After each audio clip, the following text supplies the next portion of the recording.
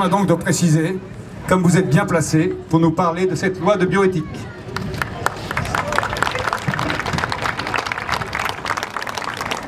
Bonsoir à tous.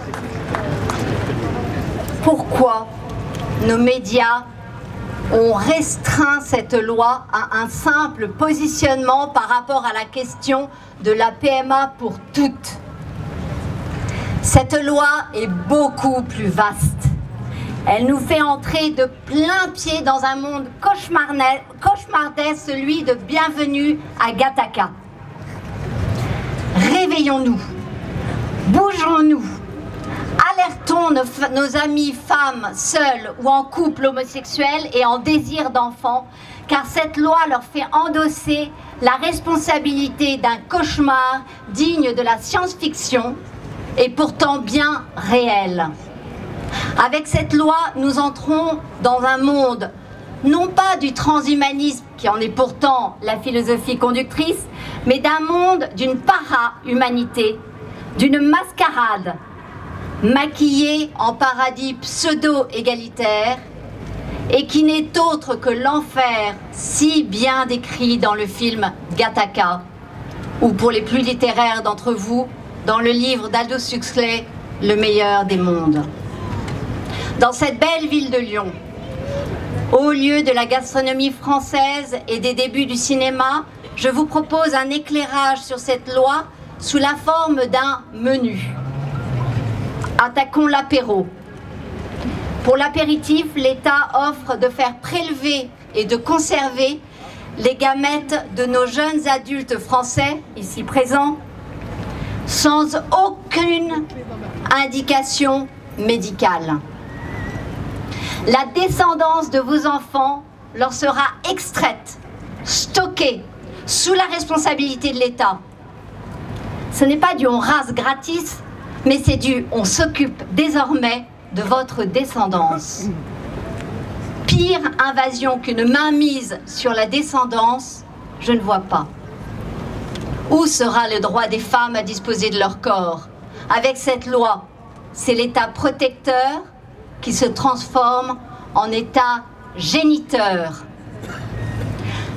Le stockage des spermatozoïdes a des conséquences terribles, comme on le voit dans le monde, chez nos voisins, avec ces donneurs qui se retrouvent le père de centaines, voire de milliers d'enfants, comme c'est le cas en Hollande. En France, il n'y a qu'un pas vers ce type de triste record de descendance démesurée. Vous pourriez être tous les enfants de ce jeune homme-là, Gilles de Fromont, il ne l'a peut-être pas dit à sa femme, mais vous êtes plus de 1000 ici, vous pourriez être sa descendance, avec toutes les conséquences que ça représente sur la consanguinité. Mais qui en parle? Pour les femmes, c'est la suppression de toute possibilité d'avoir des enfants naturellement, parce que le traitement hormonal comporte tellement de risques et d'effets secondaires qu'on se demande pourquoi on n'en entend pas plus parler.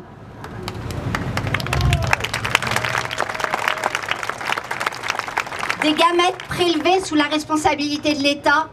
Pardonnez-moi cette digression certainement malvenue, mais quand on voit comment l'État français s'occupe de son patrimoine immobilier, je veux parler de Notre-Dame de Paris, on a de quoi trembler.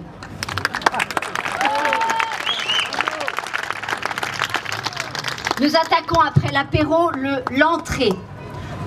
Dans cette entrée, l'État systématise le tri d'embryons au moyen de diagnostics préimplantatoires sur une liste de critères qui ne sera pas présentée aux Français, mais qui sera aménageable par le ministre de la Santé, par le ministère de la Santé.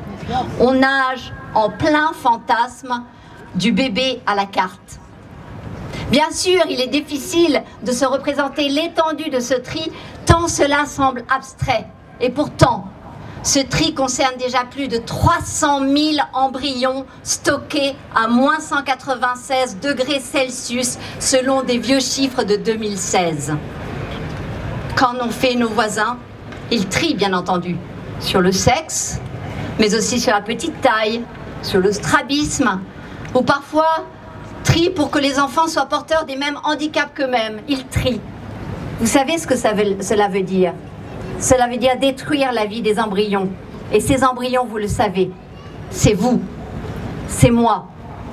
Ce sont ces hommes et ces femmes qui, vivant avec un handicap, nous stimulent à nous dépasser comme eux-mêmes se dépassent. Après la suppression du droit des femmes à disposer de leur corps, quelle est la liberté de la mère face à ce tri? À mon avis, aucune. Et je sais de quoi je parle, ayant moi-même eu moi-même à subir la pression du corps médical alors que je refusais de faire les examens sur l'enfant que je portais et qu'on suspectait anormal. Bravo.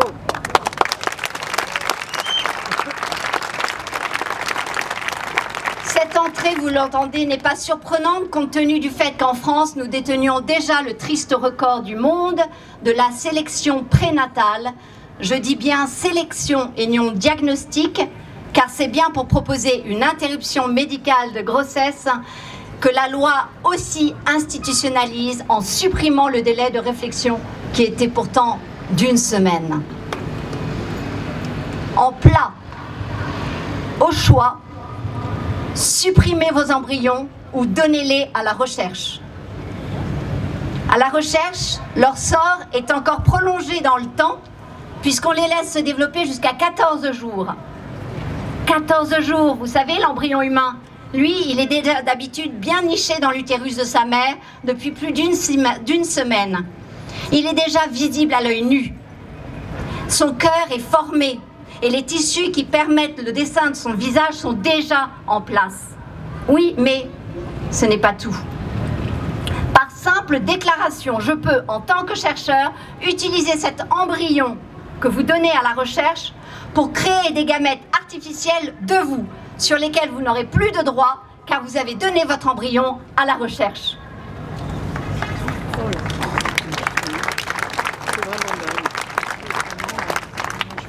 Par cette loi, je peux vous créer des embryons transgéniques, que j'ai appelés dans une tribune au Figaro avec des collègues, les humains génétiquement modifiés, les HGM ou les bébés OGM. Par cette loi, je peux aussi créer des embryons chimères homme-animal. Par cette loi, la porte au clonage, qui était déjà ouverte depuis 2004, devrait logiquement s'ouvrir plus largement grâce à cet accès facilité aux ovocytes. Je vous le disais en préambule, alertez les femmes, car elles pleureront lorsqu'elles réaliseront le cauchemar qu'on leur a fait endosser par cette promesse du pour toutes. Et nous pleurerons avec elles sur cette para-humanité dont je vous parlais, que par notre passivité, nous aurons laissé voter, institutionnaliser pour nos enfants, devant nos yeux, sans rien faire, et pire, en n'osant rien dire. Et c'est là une grande erreur que de ne pas dire inlassablement les vérités que chaque homme, chaque femme de notre terre, depuis la nuit des temps, anticipait intuitivement. La peur des chimères homme-animal, si présente à la mythologie de chaque culture. La peur du clonage, tout aussi présente. Des craintes à mettre en perspective de l'énorme avancée dans la civilisation humaine que fut le jour où on a compris qu'aucun être humain ne pouvait être l'esclave de l'autre. Ni un homme, ni une femme, ni un enfant, ni un embryon.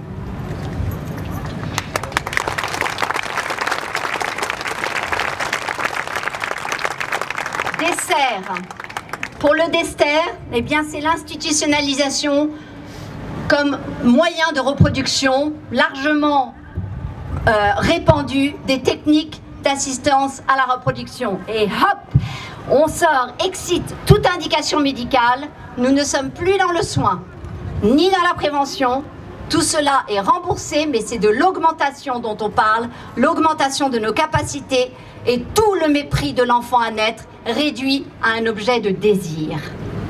Et pourtant, comme une cerise sur le gâteau, la PMA pour toutes, ou pas d'ailleurs, passe totalement sous silence les problèmes de santé publique que pose cette technique.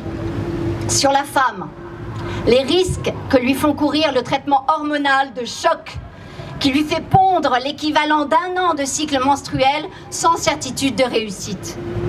Sur le couple, avec un impact psychologique connu sur la sexualité des couples, sur la diminution de leur désir qu'ils attribuent à l'intrusion du médical dans leur vie sexuelle, sur leur vie relationnelle, qui se retrouve bousculée, avec un sentiment d'abandon du conjoint, comme des amis ou de la famille proche qui ne peuvent pas comprendre. Sur l'enfant, des maladies épigénétiques et certains cancers, mais aussi la capacité de ces enfants, la capacité future à avoir eux-mêmes des enfants naturellement. Car ces enfants seront pour beaucoup d'entre eux infertiles. Ce n'est pas moi qui le dis, c'est un des plus grands experts actifs en biologie reproductive de l'université de Newcastle. En fait, vous l'avez compris, sans que personne n'ose le dire, la PMA représente un enjeu de santé publique. Et enfin, aucune illusion n'est permise. Par les principes d'égalité qui sont les nôtres, la PMA pour toutes ne peut pas un instant se concevoir sans PMA pour tous. Et le défaut d'utérus des hommes ayant pour double conséquence celle du développement accéléré d'utérus artificiels. Et dans le monde, la compétition scientifique à développer cette prouesse technique a déjà débuté et elle permet déjà d'assurer les tout débuts et les fins d'une gestation. Deuxièmement, celle du recours à la location d'utérus de femmes nécessiteuses, la fameuse GPA, gestation pour autrui, car on ne se leurre pas. Comme le dit si joliment Sylvia Lagaginski, on n'a encore jamais vu une femme riche porter un enfant pour un couple commanditaire plus pauvre. Amis lyonnais,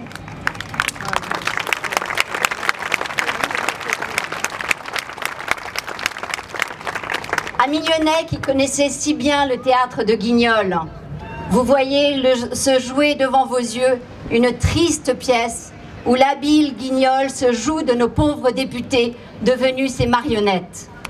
Si nos députés si nos députés acceptent ce rôle, endossent ce rôle de marionnette, il faut pourtant qu'ils comprennent qu'ils seront responsables face à leurs enfants qui leur demanderont des comptes.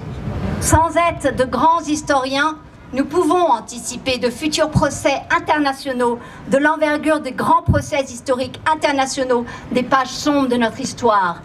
Mesdames, messieurs les députés et sénateurs, si vous m'entendez, tremblez, vous qui allez voter ce projet de loi de bioéthique. Tremblez que votre vote ne brise définitivement la porte de la boîte de Pandore, l'empêchant à jamais d'être refermée.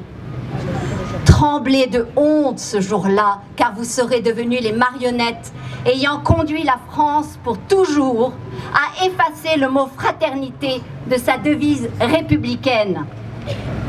Tremblez par avance de ce jour où l'histoire de notre humanité attend de votre courage un sursaut de conscience, de votre sens de la responsabilité.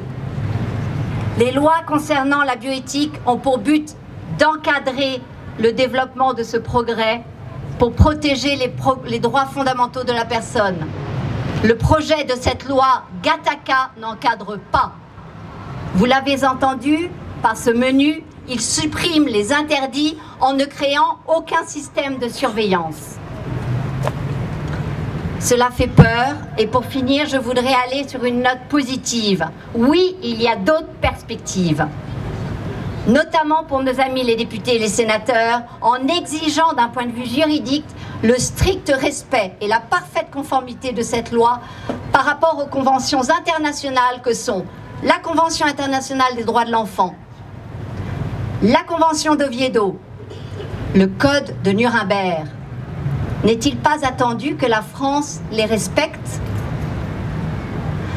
Il y a d'autres perspectives en levant le voile sur des vérités cachées aux Français. Ainsi, au lieu d'éduquer uniquement nos enfants sur les moyens de contraception et de la PMA, pourquoi ne pas avoir une politique de lutte contre l'infertilité qui passe par éduquer sur leur fécondité, l'importance notamment de leur horloge biologique? Et si ce n'est pas à l'école qu'ils l'apprennent, alors dites-leur, vous qui m'écoutez, dites-leur qu'à 30 ans, leur fertilité aura chuté de moitié par rapport à celle qu'ils avaient à 25 ans. Dites-leur que 40% des femmes qui ont eu une fécondation in vitro ont plus de 35 ans. Dites-leur qu'en ayant des rapports tous les 3 jours pendant un mois, on passe d'une infertilité quasi totale à 15 à 20% de chances de grossesse. soit les mêmes taux de réussite qu'une PMA qui aurait été réalisée dans les conditions idéales.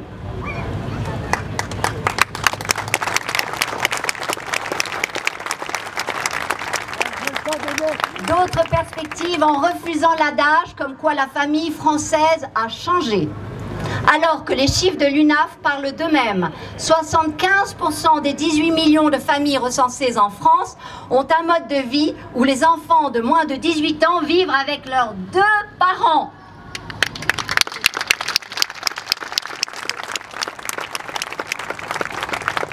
C'est d'un État responsable dont nous avons besoin. Un État responsable qui aurait à cœur d'instituer une surveillance et une vigilance sur ces enfants issus de PMA qui n'existe même pas en France alors qu'elle existe dans d'autres pays. Enfin, en laissant éclater qu'il n'existe pas d'enfants parfaits. Ça, c'est la bonne nouvelle, car par chance, nous sommes tous profondément mutés et sur des gènes liés à des maladies. La bonne nouvelle, c'est qu'il n'existe donc ni un référent génomique d'un génome normal, ni un référent humain de quelqu'un, d'un homme qui pourrait vous dire « je suis parfaitement normal ».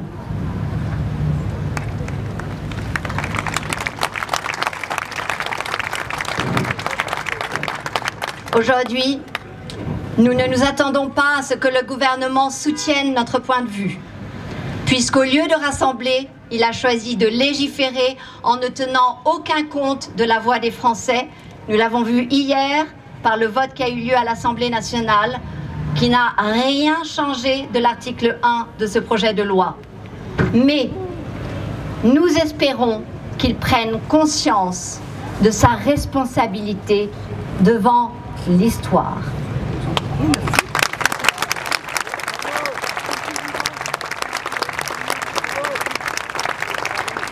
Merci, merci vraiment, chère Alexandra Orion.